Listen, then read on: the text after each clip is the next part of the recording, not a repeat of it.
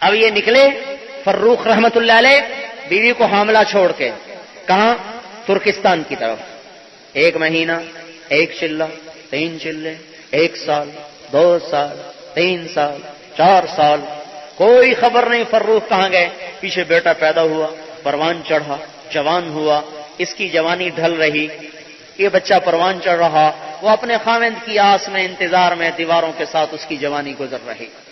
سیاہی سفیدی میں بدل گئی، رونق جھریوں میں بدل گئی، جوانی بڑھاپے میں بدل گئی.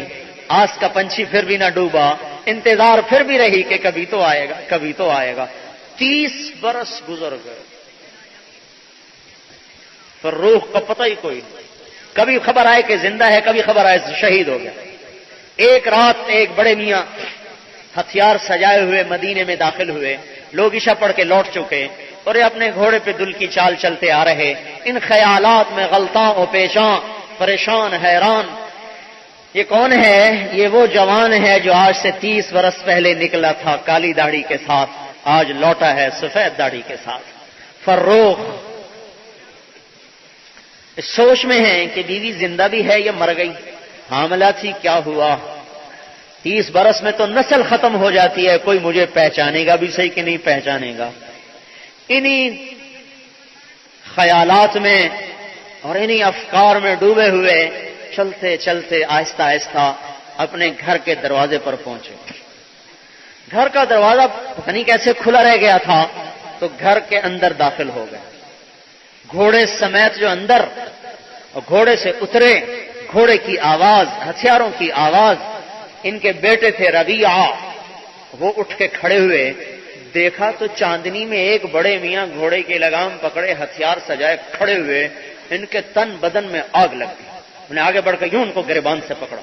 کہا بڑے میاں تجھے شرم نہیں آتی؟ مسلمانوں کے گھر میں بغیر اجازت کے داخل ہوتے ہو، پردے دار گھر میں. اب یہ بیچارے گھبرا گئے. انہوں نے یوں سمجھا کہ شاید میں غلطی کھا گیا، کسی اور گھر میں آ گیا. 30 برس. کہنے لگے بیٹا معاف کر دینا، میں یہ سمجھا یہ میرا گھر ہے، میں اپنا گھر سمجھ کے آ گیا.